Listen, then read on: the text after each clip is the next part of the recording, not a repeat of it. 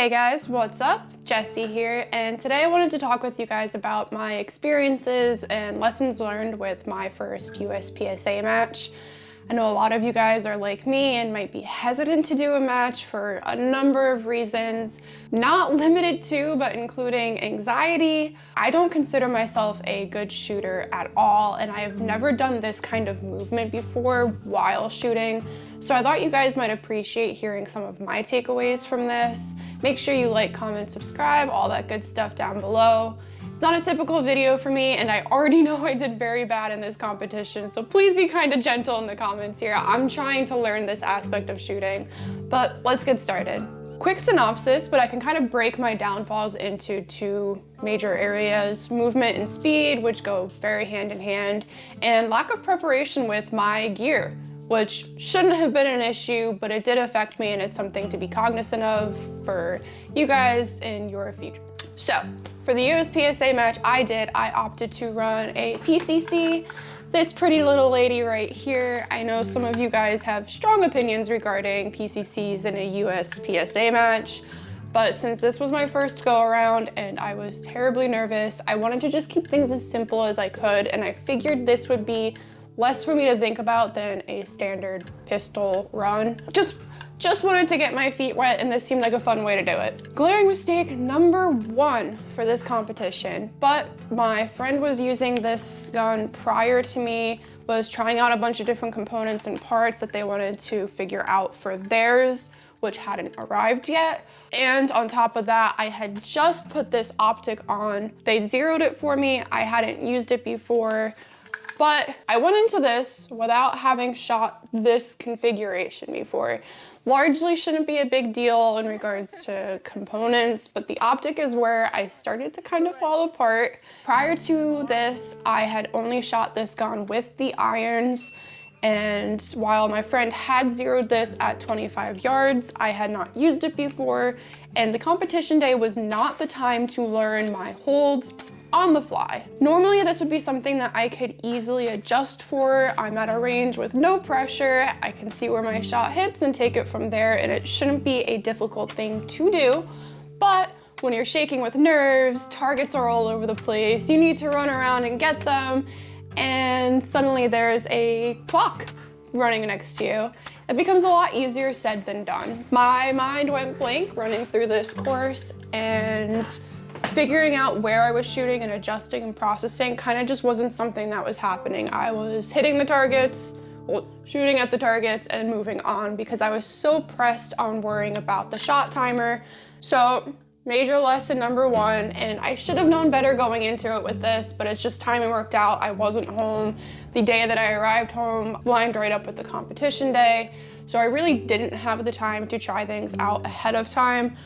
But make sure you're comfortable with your components, guys. It is fun to try new things. I know a lot of you mess around with your builds and change them around regularly, which is totally cool, but competition day is not the day to learn this. Especially with this setup, height over bore is a real thing, especially when you add in a little extra height. You don't want to be running the clock and figuring out shot placements while you're already trying to progress to the next target. This kind of brings me to my biggest gripe with USPSA matches, and this is something I've heard said before, but it doesn't really resonate until you run a match yourself and kind of look at the breakdown of your scores. There were stages that I had a really great hit factor, but I was slow, so I wound up placing horribly compared to other people who might have hit, as opposed to me, who I hit mostly alphas. I forgot a lot of targets just because, but the ones that I did hit, I hit really great. And I wasn't necessarily the worst shooter, but I certainly was not the fastest shooter. I think USPSA is great for building good skills with movement and being able to quickly process your environment, but I do have some gripes over the scoring process because of that. It's not necessarily developing better shooters, just faster ones. I personally plan to continue to run courses at a speed that I can make successful shots. My goal is to get faster at being good and building proper muscle memory But it's human instinct to see that timer go and just want to instantly be as fast as possible and kind of forget everything else. And I know some people are gonna say like, oh, you should have the good muscle memory and yada, yada, yada. And I get that, but you need to build up to that muscle memory. You need to work those skills prior. And a competition's not gonna be the place that you develop those better. I would rather have good shot placement and build up to faster speeds as I get more comfortable with movement, then run through competitions and care mostly about fast speeds and compromise my shot placement. Not that USPSA is bad, not that I didn't learn a lot from this, and I do want to continue doing more. I just think it's something that shooters should be cognizant of so that they don't fall into the trap of maybe not being as accurate for the sake of speed. I don't think that's a good trade-off. I mean, if you hit the target, you hit the target, I guess, at the end of the day, but I would rather make effective shots. Kind of sticking on the topic of being comfortable with your gear after my little time tangent here. It does include being prepared for any known hangups that your weapon might have. This is an obvious one. Some guy at the competition, his optic wobbled off while he was shooting a course. That obviously threw him for a loop. I know the 635 here can be a little tricky with inserting the mags, so going into this, I had it in my head that an improperly seated mag would probably be the cause of malfunctions for me. So I was very aware of it when an issue did come up. That was the first thing I assumed, which was pretty good, but my first malfunction did send me off the rails. Just as I started to settle into the competition and get less nervous, my weapon stops feeding. And it's very hard to not let the panic set in and get flustered about it, especially when you have a timer, especially when you have people looking at you. And while in my head I knew I should have just taken a breath and reset myself, nerves are a bitch and don't exactly let you easily do that. But at least if you have a good idea of where weapons limitations fall and what is a most likely cause of malfunction, you can work through it a bit easier despite all of that kind of adrenaline and nerves working through. We all know bad weather can impact your weapon operation, and my first comp was run in torrential rain. It was very muddy. It was a constant drizzle the entire time, and I was going in and out of having very heavy downpours. So things were wet, things were muddy. Makes it obviously a little bit more tricky in terms of maneuvering your firearm, charging, reloading, things like that, because everything's slick. But the biggest issue came in for me was with dropping the mags.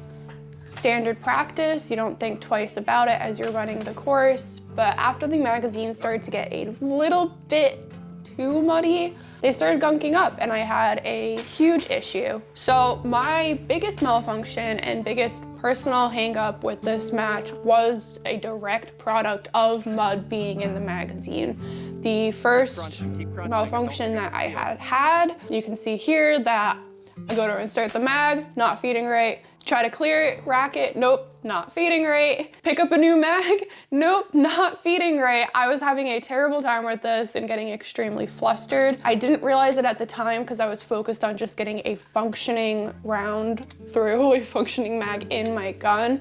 But when I had looked at the magazines afterward, I had realized that I could kind of turn it upside down and a few rounds would kind of rattle around.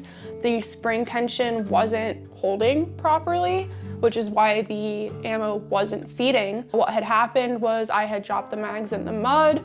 I went to go refill afterward, and as I pushed more ammo down, I just inherently pushed mud down with it, and it hit the point where it was gunked up enough, and suddenly I can't feed my firearm. I guess in this scenario, you know, I could have taken more time to clean the mag out as I was reloading for the next stage. I could have retained my mags in between stages. It's just not something that was in my head while I was progressing. You know, it happens when I do my regular range days with my milsurps and stuff. Mags get dirty, clips get dirty. I understand that and I respond accordingly. But under the pressure, slipped my mind. If I do run this gun again in another competition, which I'm sure I probably will, and it happens to be shitty weather again, then I'm going to be more diligent in cleaning the mags in between stages and making sure that I'm not getting it gunked up so that I don't have that kind of failure again. So, gear aside, My biggest issue is movement, and this is probably the only real big issue. The gear problems were my own stupidity, and I acknowledge that. But like I said at the beginning, I have never done this kind of movement before, and honestly, prior to maybe the past year or so, my shooting was largely stationary. I am more of a plinker. This past year, movement has been pretty limited to more linear paths. I haven't been having to worry about all the side-by-sides, hidden targets, moving targets, that kind of stuff. So my main goal going into this match was honestly just not to DQ. USPSA has some weird rules regarding muzzle direction and the 180 on the range. And since some of the courses have you moving backwards, the RO's running beside you, lots of things to be worried about. I just wanted to make sure that that's it. I wanted to be safe, I wanted to not DQ, and I wanted to just finish the match and have one on my belt. But there's no reason to make things more complicated, right? It's overwhelming when you see a course and you try to figure out how the best way to approach it is. Look at the pathing that other people take, mimic those movements if you can. If you get put on first on the roster, just ask to be moved. People are generally pretty chill, and just explain like, hey, I'm new to this, can I not be first? So you can watch what other people are doing and learn from them, and you might see some differences in the course. I watch people do things a little different between each other. Figure out what you think works best for you, but really just have safe. But really just be fun, oh my gosh. But really just have fun, be safe. I will say though, do not do what I did and focus on the pathing. I thought maybe if I could just memorize where I wanted to be ahead of time, that I hyper familiarized myself with the course, that once the timer went off and I went to run it, I would just be able to autopilot through because I had reviewed it so many times. That's not how that works at all. You can convince yourself all you want that you know the course and you know where everything is and how you want to do it. But once that timer goes off, you're going to quickly realize that that all goes out completely. So something that I do want to work on and was a takeaway for this course for me was target assessment. I want to work on practicing kind of taking in my surroundings and evaluating what I need to do from there, rather than instead of memorizing what the course looks like. Not that you shouldn't familiarize yourself with the course, not that that doesn't help, but instead of being so fixated on what I had memorized in my head or what other people were doing and trying to follow that, I want to work towards being a better shooter that can progress through, scan the course as I'm going, and make those calls as you move forward. Assess the environment, locating the unknowns.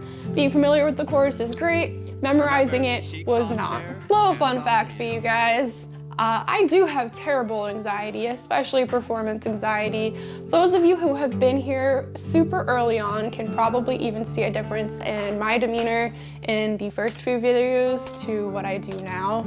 Just having a camera on made me super uncomfortable and forget how to gun completely. And that wasn't even real people looking at me while I was filming. So I am sure you guys can imagine that the idea of having an actual audience in a competition setting was terrifying to me. I was avoiding competitions for the longest time strictly out of fear of having people watching me. So if that sounds like you, you're not alone. I do just want to say, register, just do it. Sign up for that course, sign up for that competition. It is stressful as all hell. The anticipation leading up to the match was an absolute nightmare. But once that beeper went off, your mind kind of runs blank for better or for worse. And by the time I hit my third stage, I was pretty settled in. Everyone was super cool and supportive as long as you're not being an ass and unsafe or anything like that. But at the end of the day, everyone was there to get better. There were people who were talking to me after the match and trying to give like pointers and things like that. People realized, they knew, they saw I was uncomfortable. There was no shame, no judgment. Everyone was just there to be supportive and become better shooters together. It's easy for me to say that afterwards, but I will say I am actually excited to sign up for another competition sometime in the near future here. I thought maybe it would be a one and done, and I'm sure going into it I will have anxiety every time I talk to people who are regular competition shooters and who are very good competition shooters, and they still get nerves working up to it. But once you get it out of your head that it's a competition and worry more about it's a training exercise, it's a learning opportunity, it becomes so much better to run through. I recommend it, I do. Just bite the bullet, register. But the TLDR for this whole ordeal here is kind of just, I've got to practice movement. I knew that. I haven't really had the means to set up courses like this to practice, but that is something that I do plan on working on and trying to do more. Hell, I might just assign random targets throughout my house and dry fire through, just to kind of get more comfortable with not linear movement. But yeah, like I said, it did wind up being super fun despite my anxiety and my absolute terrible performance. I don't necessarily care to compete, but I do think it's a great way to reflect on the skills that you might want to develop more and kind of self-assess where you are as a shooter. I recommend doing at least one, but that's all I had for you guys. Thank you so much for watching, and I hope to see you next time. And I hope to maybe have better progress for you guys on how I develop as a tactical shooter. We'll see, but thanks so much for watching.